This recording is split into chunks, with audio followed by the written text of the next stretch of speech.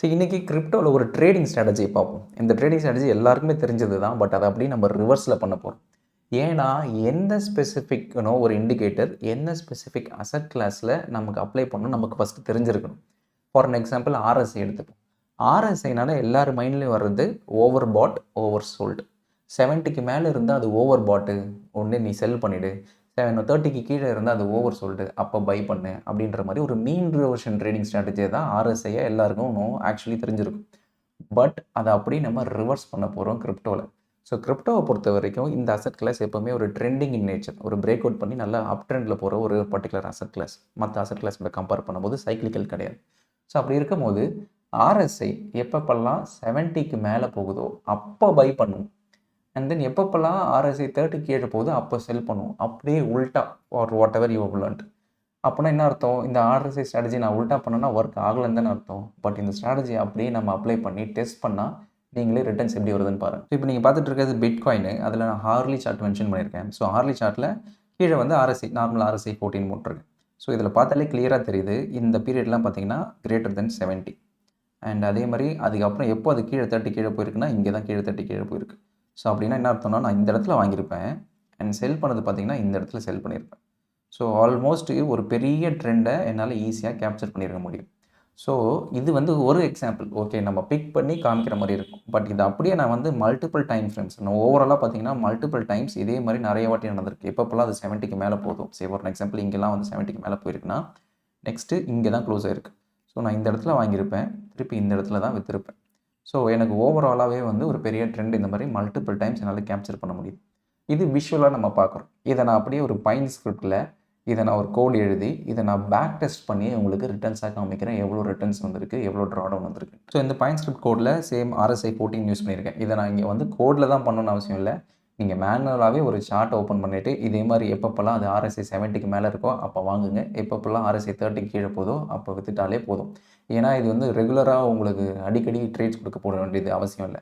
So இது any time frame நீங்கள் ஈஸியாகவே ட்ரேட் பண்ணலாம். ஏன்னா மல்டிபிள் இண்டிகேட்டர்ஸ் இருந்தால் தானே பிரச்சனை. ஒரே ஒரு indicator RSI direct straight forward trading rules.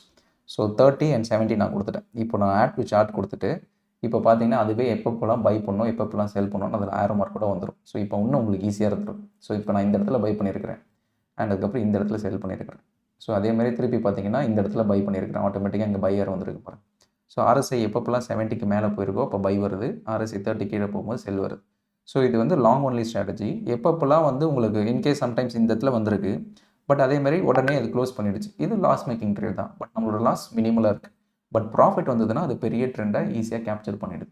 So அந்த மாதிரி மல்டிபிள் இடத்துல எந்தெந்த இடத்துலலாம் பை அண்ட் செல் வந்திருக்குன்னா உங்களுக்கு கிளியர் கட்டாக தெரியும். கம்ப்ளீட்டாகவே அந்த ட்ரெண்டை அது ரைட் பண்ணி ப்ராஃபிட்டபுளாக முடிஞ்சிருக்கு. ஸோ இப்போ ஓவர் வியூ பார்த்தீங்கனாலே தெரியும். ஸோ ஓவராலாக நான் say for an example I will apply a percentage 100% of equity. இப்போ நான் போட்டுட்டு இப்போ ரன் பண்ணேன்னா என்னோட ஓவரால் ரிட்டர்ன்ஸ் பாருங்கள். So almost 300% returns 34% drawdown. இதை நான் என்டையர் ஹிஸ்ட்ரிக்கு நான் ரன் பண்ணுறேன்னா, ஸோ கம்ப்ளீட்டாக 1 hour பேசிஸில் ரன் பண்ணுறேன்னா என்னோட ரிட்டர்ன்ஸ் எங்கேயோ இருக்குது. Almost 69,000% returns and 36% drawdown. With ஒரே ஒரு சிம்பிளிஃபைடான ரூல், ஆர்எஸ்ஐ 70க்கு மேலே போனால் வாங்கணும், ஆர்எஸ்ஐ 30 கீழே போனால் விற்றுரும். அவ்வளோதான். அண்ட் இதை நீங்கள் எனி ஸ்பெசிஃபிக் இன்ஸ்ட்ருமெண்ட்ஸில் அப்ளை பண்ணலாம். இப்போ நான் பிடிசி போட்டிருக்கேன்னா சே ஃபார் எக்ஸாம்பிள் இடிஹெச் அப்படின்னு போட்டேன்னா இடிஹெச்க்கான ரிட்டர்ன்ஸும் அது ஆட்டோமேட்டிக்காக அப்டேட் ஆகும். ஸோ இடிஹெச்சில் பார்த்தீங்கன்னா அதை விட ரிட்டர்ன்ஸ் ஜாஸ்தி. Almost 2.3 lakhs% of returns. இது அப்படியே காம்பவுண்ட் பண்ணிட்டு இருக்கிறதுனால ரிட்டர்ன்ஸ் அதிகமாக இருக்குது. ட்ராடவுன் பார்த்தீங்கன்னா கம்மியாக தான் இருக்குது. ஸோ இதை நான் ஹவர்லி டைம் ஃப்ரேம் மட்டும் இல்லை, இன்ஃபேக்ட் இதை நான் வந்து 15 minutes டைம் ஃப்ரேமில் கூட வைக்கலாம். இப்போ 15 minutes டைம் ஃப்ரேமில் வச்சாலுமே அது எனக்கு ப்ராஃபிட்டபுளாக தான் இருக்கும். ஸோ ஓவராலாக 15 minutes டைம் ஃப்ரேமில் வச்சா எவ்வளோ ரிட்டர்ன்ஸு எவ்வளோ ட்ராடவுன் அப்படின்றது வந்துடும். ஸோ நீங்கள் அதுவும் சார்ட்டில் பார்த்துக்கலாம். எந்தெந்த இடத்துலலாம் பை வந்திருக்கு, எந்தெந்த இடத்துலலாம் செல் வந்திருக்குன்றத ஈவன் 15 minutes டைம் ஃப்ரேம்லேயே ஒரு பெரிய லார்ஜர் ட்ரெண்ட் நீங்கள் ஈஸியாகவே கேப்சர் பண்ணலாம். ஃபார் அன் எக்ஸாம்பிள் இதெல்லாம் பாருங்கள். ஸோ இடிஹெச்சில் 4,000 rupeesல பை வந்தது. ஸோ ஆல்மோஸ்ட் 4,600 தான் செல்லே வந்துருக்கு. ஸோ ஒரு சிங்கிள் ட்ரெண்டு, ஒரே ஒரு ட்ரேடு 15 minutes டைம் ஃப்ரேம்லேயே நம்மளால் பெருசாக கேப்சர் பண்ண முடியும். ஸோ ட்ரேடிங்கை பொறுத்த வரைக்கும் ரொம்ப காம்ப்ளிகேட்டடாக காம்ப்ளெக்ஸ் சிஸ்டம் ரன் பண்ணும்போது தான் அது சீக்கிரமாக கர்வ் ஃபிட் ஆகிட்டு அவ்வளோ சீக்கிரத்தில் இட் வில் பி ஃப்ரகைல், சீக்கிரமாக ஒர்க் ஆகாமல் போயிடும். இந்த மாதிரி ஒரு சிம்பிளிஃபைடான ஒரு ஸ்ட்ராட்டஜியை வச்சுக்கிட்டு நம்ம ஓவர் த லாங்கர் பீரியடில் ரெப்ளிகேட் பண்ணிகிட்டே இருந்தோம்னா it is much easier. So எல்லாமே வந்து ஒரு கன்வென்ஷனல் விஸ்டமில் அப்படியே ரெப்ளிகேட் பண்ணாதீங்க. ஆர்எஸ்ஐ 70க்கு மேலே இருந்தால் ஓவர் பாட்பா, ஆர்எஸ்ஐ 30 கீழே இருந்தால் ஓவர் சொல்லுப்பா, அப்படி தான்ப்பா நான் புக்கில் படித்தேன் அப்படின்னு சொல்கிறதுக்கு பதிலாக அந்த அசட் கிளாஸ் கிரிப்டோ மாதிரி ஒரு ட்ரெண்டிங் அசட் கிளாஸில் இதை அப்ளை பண்ணால் ஒர்க் ஆகுமான்னு ஃபஸ்ட்டு நம்ம யோசிக்கணும். டெஸ்ட் பண்ணி பார்க்கணும், வெரிஃபை பண்ணி பார்க்கணும். வெரிஃபை பண்ணால் ஒர்க் ஆகலையா, அப்போ ரிவர்ஸ் பண்ணி பார்க்கணும். ரிவர்ஸ் பண்ணும்போது ஒர்க் ஆகுதா, ஓகே, விச் மீன்ஸ் தட் இது ஒரு ட்ரெண்டிங் நேச்சரில் இருக்கிற அசெட் கிளாஸ். ஸோ இதுக்கு நான் இந்த ஆர்எஸ்ஐயை இப்படி தான் யூஸ் பண்ணுவோன்னு சொல்லி நம்ம அதை ரீவொர்க் பண்ணி இப்போ இம்ப்ளிமெண்ட் பண்ணி டெஸ்ட்டும் பண்ணி பார்க்கும்போது கிளியர் கட்டாகவே தெரியுது. இதையே நம்ம கொண்டு போயிட்டு நீங்கள் டெல்டா எக்ஸ்சேஞ்சிலோ இல்லை Coin-D6லோ எனி ஸ்பெசிஃபிக் பிளாட்ஃபார்ம்ஸில் டேரெக்டாகவே நீங்கள் ட்ரேட் பண்ணலாம். ஸோ இது நீங்கள் டெல்டா எக்ஸ்சேஞ்ச் மாதிரி ஒரு பிளாட்ஃபார்மில் ட்ரேட் பண்ண போகிறீங்கன்னா சிம்பிள், எனி ஸ்பெசிஃபிக் இன்ஸ்ட்ருமெண்ட் எதாவது நீங்கள் ஓப்பன் பண்ணிவிட்டு அதை நாங்கள் any time frame 10 minutes 1 minutes 1 hour இதில் வேணால் வச்சுருங்க. வச்சுட்டு நான் ஃபார் எக்ஸாம்பிள் இப்போ ஆர்எஸ்ஐயோட டிஃபால்ட் இண்டிகேட்டர்ஸ் ஜஸ்ட் நீங்கள் டேரெக்டாக இண்டிகேட்டர்ஸில் போய்ட்டு ஆர்எஸ்ஐன்னு டைப் பண்ணிங்கன்னா ரிலேட்டிவ் ஸ்ட்ரென்த் இண்டெக்ஸ் வந்துடும்.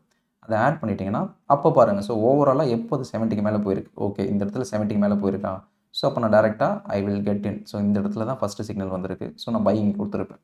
ஸோ இதுவே பார்த்தீங்கன்னா ஒரு பெரிய மூவ்மெண்ட்டு. ஸோ நான் என்ட்ரு ஆனதுக்கப்புறமா இப்போ சோஃபாரே பார்த்தீங்கன்னா ஒரு 25% மேலே அப் ஆயிருக்கு. ஸோ இன்னும் பார்த்தீங்கன்னா இந்த ஆர்எஸ்ஐ 30 கீழே க்ளோஸ் ஆகலை. ஸோ நான் I will continue to hold.